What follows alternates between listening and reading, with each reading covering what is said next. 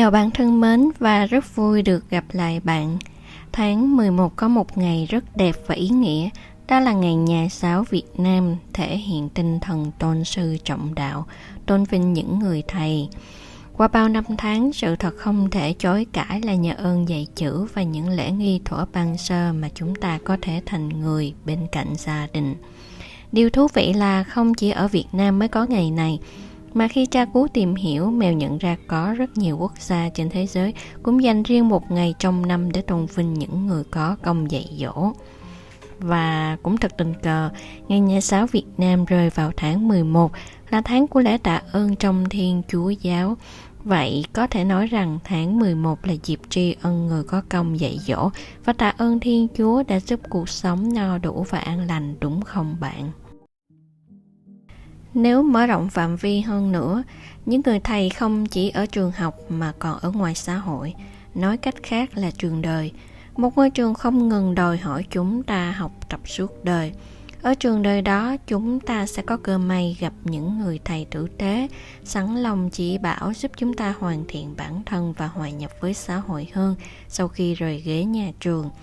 Mà bạn nè, không chỉ những người thầy tử tế hết lòng giúp đỡ, nâng đỡ bạn trong công việc, cuộc sống, mà bạn cần nhìn nhận thêm những người thầy trái khuấy, không ít lần đặt bạn vào thế khó, thử thách đủ kiểu và làm bạn phát khùng, phát điên đến mức tưởng không stress nhưng stress không tưởng.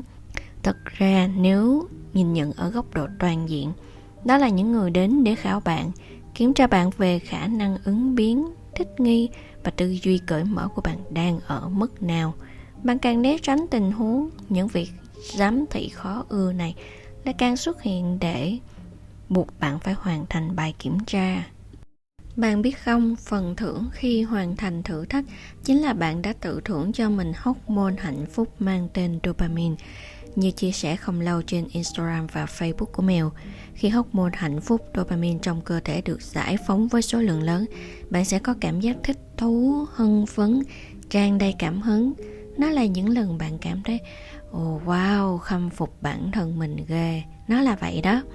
Ngược lại, khi bỏ qua những bài kiểm tra hay né tránh đối diện thử thách khó khăn, mức độ dopamine ít được giải phóng, làm giảm động lực nè, giảm sự nhiệt tình, giảm các khả năng tập trung và hạn chế điều chỉnh các chuyển động của cơ thể. Giờ bạn đã hiểu vì sao khi stress bạn chẳng muốn làm gì cả, đúng không? Chẳng thể nào tập trung, đầu óc chẳng nghĩ được gì ngoài việc bị ám ảnh những đối tượng làm cho bạn bị stress. Thế đấy, dù cả việc né đi những người khó ưa mà bạn tin là đó chính là nguồn cơn gây stress của bạn, thì chỉ cần nhắc tên người đó thôi là bạn đã kích hoạt chế độ phòng vệ, gây căng cứng cơ toàn thân và bạn stress một vòng luẩn quẩn. Vậy, người thầy trường đời có thể là bất kỳ ai. Bạn có nhận ra sự có mặt của họ không? Có phải là họ đã hỗ trợ bạn rất nhiều trên con đường phát triển bản thân, đúng không?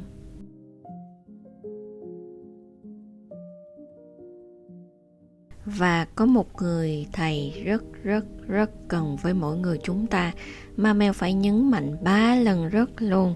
Vì sao? Vì đó sẽ là người giúp chúng ta tìm thấy mục đích sống trong đời, sống hướng thượng, hòa ái, nâng đỡ, cũng như vực bạn dậy sau những chông gai bão giông cuộc đời. Người thầy mà Mèo đang nhắc tới chính là người thầy tâm linh. Tâm linh trong định nghĩa của Mèo là sự kết hợp của hai chữ tâm hồn và linh hồn. Chúng ta cần cả tâm hồn và linh hồn. Tâm hồn giúp chúng ta sống có khát vọng, cảm giác, cảm xúc, thấu hiểu, đồng cảm và thương yêu, vân vân. Chúng ta thường hay nghe như là tâm hồn thi sĩ vì họ nhạy cảm với cái đẹp của vạn vật, hay tâm hồn trẻ con vì họ có cái nhìn thuần khiết, hiếu kỳ vô tư như trẻ con, hoặc như tâm hồn đen tối là vì trong họ chỉ dung chứa những điều khổ đau, đố kỵ và ganh ghét, hoặc những ý nghĩ bất thiện. Cách bạn nuôi dưỡng tâm hồn ra sao phản chiếu con người bạn như vậy. Đó là về tâm hồn. Còn về linh hồn cho đến hiện tại có nhiều cách nghĩa khác nhau. Có thể bạn nghĩ là những linh hồn của người đã chết, linh hồn ma quỷ, đại loại vậy. Nhưng Mèo chọn cách của tiến sĩ David Hawkins, một nhà khoa học người Mỹ được biết đến như bác sĩ trị liệu, nhà nghiên cứu, diễn thuyết và người sáng lập sở hữu lược đồ ý thức, tên gọi nguyên gốc là Map of Consciousness. Bác là người có đức tin với Thiên Chúa Giáo, nhưng khi đọc bộ sách của bác, Mèo nhận ra bác dẫn chứng khá nhiều những điều Đức Phật đã chỉ ra, như một minh chứng cho thấy những điều người dạy là sự thật, là chân lý, và dù có tin hay không thì luật vận hành của nó đã là như vậy. Đức Phật bảo rằng vạn vật là không, sở dĩ có các pháp là do nhân duyên phát hiện và không có tự tánh riêng biệt. Điều này nói cho dễ hiểu, bạn đang có cơ thể vật lý, và để cơ thể vật lý này hoạt động vận hành thì cần có năng lượng sự sống. Và cách chúng ta hay nói đến đó chính là linh hồn. Năng lượng sự sống là tổ hợp năng lượng có những tần số năng lượng cao thấp khác nhau. Nó sẽ đi theo tiến trình thành trụ, hoại, diệt. Vậy nên vạn vật là không là ý này. Thế mối liên hệ của nó ở đây là gì ta? Linh hồn bản chất sau cùng là năng lượng và có những tần số khác nhau. Sự khác nhau của tần số tạo ra những sắc thái khác nhau của linh hồn. Như bạn có thể thấy, có những người sống cao thượng, có những người sống hẹp hòi, có những người sống lạc quan và cũng có những người sống tiêu cực. Giải thích về mặt đời sống có thể là do hoàn cảnh, gia đình, xã hội tạo ra những con người khác nhau.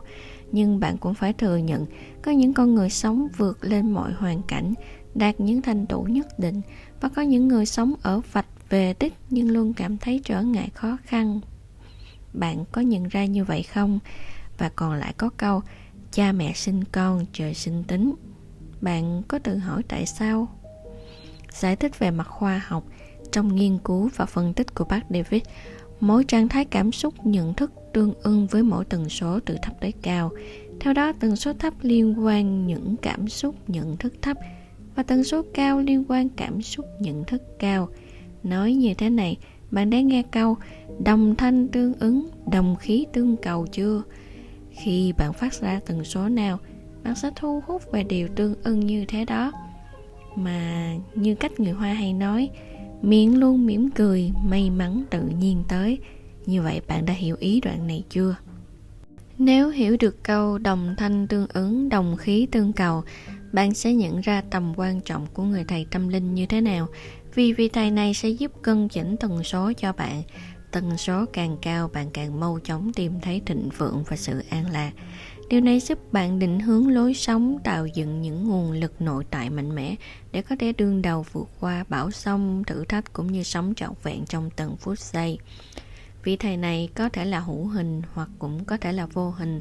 Tùy thuộc vào niềm tin của bạn, vị thầy này sẽ tìm đến bạn trong muôn vàn hình thức và việc của bạn là có mở lòng đón nhận hay không.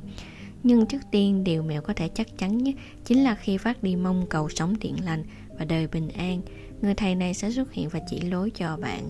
Hãy lắng nghe trực giác của chính mình, bạn sẽ nhận thấy. Nhân đây tháng 11, tháng của lễ tạ ơn và tôn vinh những người có công dạy dỗ, Mèo chia sẻ chủ đề này mong rằng nếu bạn đã gặp và đã có, đang gặp và đang có những người thầy nâng đỡ trợ giúp bạn trên hành trình của mình, hãy biết ơn vì bạn đã may mắn như thế nào khi tìm thấy họ. Còn nếu bạn tin rằng bạn vẫn chưa gặp được ai có thể xem như là người thầy, thì mong rằng qua podcast kỳ này có thể giúp bạn nhận ra những người thầy ấy. Một điều chắc chắn rằng bạn sẽ sớm gặp họ vì bạn xứng đáng với những điều tốt lành. Mến chúc bạn niềm vui, bình yên và sức khỏe. Cảm ơn bạn đã đồng hành với Mèo đến hiện tại. Hẹn gặp lại bạn kỳ cuối cùng của năm 2024 vào tháng 12 nhé. Chào tạm biệt.